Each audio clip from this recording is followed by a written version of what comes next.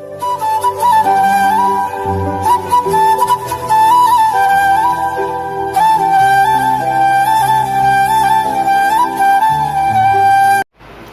दोस्तों, मेरे ब्लॉग में आपका स्वागत है। तो आज है मंगलवार और बांग्ला में आषाढ़ महीना का आज 28 तारीख है और आज मेरे गांव में माँ विपत्तारिणी का पूजा हो रहा है। तो चलिए मैं आपको लेके चलता हूँ मेरे गांव के हरि मंदिर में, जहाँ पे ये पूजा हो रही है और वहाँ पे क्या क्या तैयारी हो रही है और कितना भीड़ है, पूजा किस टाइप से हो रहा है, मैं आप सबको दिखाऊँगा। आप लोग बने रहें मेरे साथ और चलते हैं मेरे गांव के हरि मंदिर में। तो हम लोग आ चुके हैं हरि मंदिर। मैं अपने मम्मी के साथ आया हुआ हूँ। आप देख सकते हैं इधर पूजा शुरू हो गई है और इस साइड में प्रसाद बन रही है। गांव के ही लोग हैं, प्रसाद बनाने में लगे हुए। पूड़ी छना रहा है, बूंदिया बन चुका है और फल फूल ये सब भी आ चुका है। तो आपको मैं ज़्यादा बोर नहीं करूँगा कि क्या बन रहा नहीं बन रही, सब मैं नहीं दिखा रहा हूँ ज़्यादा। आपको मैं ये बताना चाह रहा हूँ कि आज जो विपत्तारिणी का पूजा है, और मैंने शुरू में स्टार्टिंग में आपसे कहा कि आज मंगलवार है, वो मैंने क्यों कहा, क्योंकि ये जो माँ विपत्तारिणी का पूजा है ये खासकर आषाढ़ महीना का शुक्ल पक्ष में होता है और इसके लिए निर्धारित 2 ही दिन होता है, या तो मंगलवार या शनिवार। इसी दोनों दिन में पूजा होता है और इस पूजा में माँ दुर्गा का ही पूजा होता है। माँ दुर्गा जो है वो सारे विपद आपदा का मतलब होता है जितना सारा कष्ट होता है उनसे रक्षा करती है, उनको हर लेती है।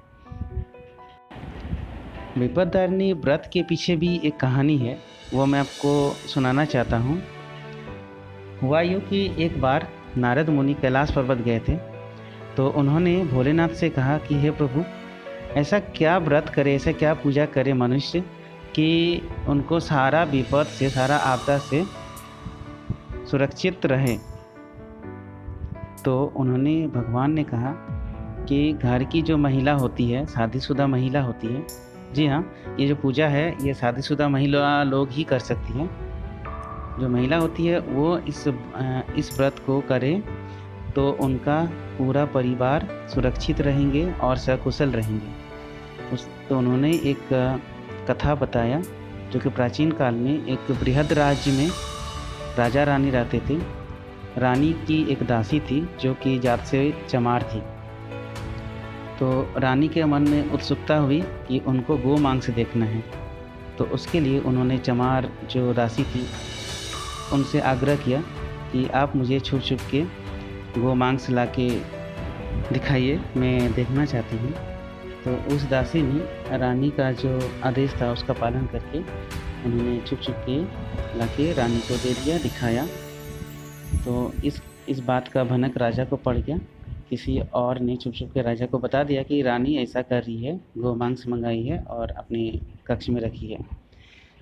तो राजा की चीज़ जब पता चला तो उन्होंने रानी के कक्ष में जाके उनसे कहा, आपने जो किया ये सही नहीं है, इसके लिए आपको मृत्युदंड मिलेगी।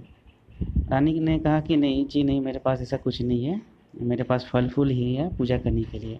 और उन्होंने मन ही मन माँ दुर्गा, माँ विपत्तारिणी का शरण किया और बोली कि हे माँ, मुझे इस विपद से रक्षा कीजिए और इसके लिए मैं आपका सारा जीवन, आजीवन मैं आपका व्रत करूँगी। माँ दुर्गा उनका भक्ति से प्रसन्न हुई और वो जो गौ मांस था वो राजा जैसे देखने आए वो फल फूल में परिवर्तित हो गया। इससे ये पता चला कि भक्त और भगवान का जो रिश्ता होता है वो कैसा होता है। उस दिन से रानी आजीवन अपने पूरे जीवन काल में माँ विपत्तारिणी, माँ दुर्गा का व्रत करने लगी और आज तक उसी व्रत को हम लोग करते आ रहे हैं। राजा रानी बहुत सकुशल अपना पूरा जीवन व्यतीत किए और दोनों स्वर्ग लोक को पधार गए।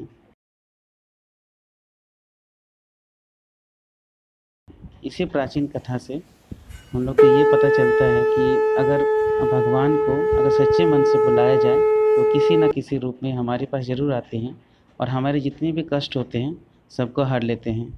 तभी से ये माँ माँ विपत्तारिणी का, माँ दुर्गा का पूजा किया जाता है। ये जो कथा मैंने आपको सुनाया है, ये मैं खुद से नहीं बता रहा हूँ, ये मैं पहले अपनी दादी जी से सुनता था, फिर मेरी मम्मी भी मुझे सुनाती है, और भी कुछ कुछ कथाएँ हैं जो बीच बीच में मम्मी मुझे सुनाती है कि ये पूजा क्यों किया जाता है। तो देखिए लगभग पूजा हो चुका है, मम्मी भी घर आ चुकी हैं, और ये जो धागा आप देख रहे हैं लाल कलर का, इस धागा में बहुत शक्ति होती है। इसमें माँ दुर्गा का आशीर्वाद और साथ ही साथ सभी माँओं का आशीर्वाद जुड़ा हुआ रहता है। ये महिला जो पूजा करके आती है, घर के सारे सदस्य को बांधती है, और इस धागा को बांधने का भी नियम है। इस धागा का जो रेशा होता है वो 13 होना चाहिए। साथ में आप देख रहे हैं दूब घास है, वो भी 13 होना चाहिए, और जो गीठ लगाती है, गीठा लगाती है, वो भी 13 होना चाहिए। मेरा देखा देखी करके मेरा भांजा, मेरा भतीजा भी बांधने लगा। मेरा भांजा को इसको दिक्कत हो रहा था हाथ के ऊपर बांधने में, इसीलिए कलाई में बंधवा रहा है।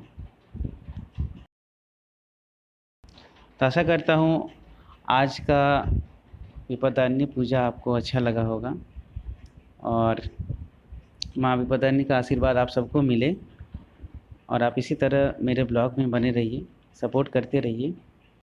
अब मेरा भतीजा का बारी है।